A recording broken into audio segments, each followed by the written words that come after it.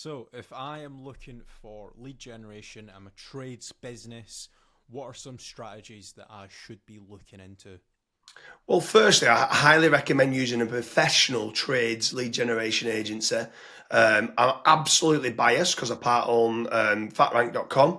So I would strongly recommend going over to FatRank, filling in the form, and seeing whether you kind of qualify for the trades lead generation service there. But there is other platforms as well, like Checker Trade that can work well. Bark.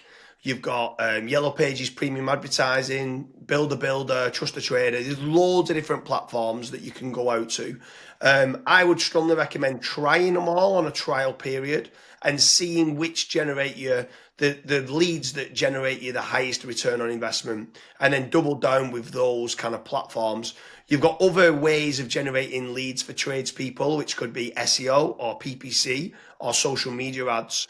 So if you was a tradesperson, Kasra, what would you be doing? So obviously I've said about going diversifying, but then I've specifically said to track those KPIs and then start to bin off all the ones that don't get the return on investment. What KPIs should business owners be looking for if they are a tradesperson?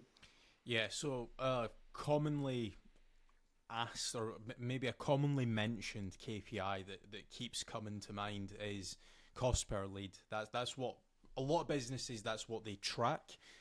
But what you should be actually tracking is cost per sale or cost per actual acquisition. That's basically the cost of how much it costs you as a business to get money into your actual online banking account, for example, or cash if you're a cash business. So that's one thing that I would be tracking, and I would also be tracking that per channel. So if you're doing multiple different channels, so let's say you're spending, I don't know, £12,000 a month on PPC, £6,000 a month on SEO, £4,000 a month on Facebook ads or Meta ads, right? I would be tracking all of those individually. And then there's also other channels as well, like you've got Bark, you've got Yellow Pages, you've got Checker Trade, you've got all of these different lead generation services. Now, not all of them will be generating you a positive ROI. Like it's very rare when we do like a business audit, for example, that every single channel is positive in the ROI. A lot of cases they might be just overspending. They might have been spending, let's say, £4,000 or £5,000 a year for the last 6 or 7 years on premium Yell, and a lot of the times people just assume, okay, it's an annual renewal, I just need to do it, or otherwise I might lose my website or I might lose rankings and stuff like that. It's not actually the case. So actually running like an internal audit of, right, okay, how much are we spending, how much ROI are we getting, what's the cost per acquisition, what is the cost per lead, because in some cases it is actually good to look at that, what your conversion rate is on every single channel, and then very quickly you'll be able to figure out, okay, we shouldn't be spending money on X, Y, and Z channels. We should be doubling down on SEO, or we should be doubling down on FatRank, for example. That's what I would be looking at.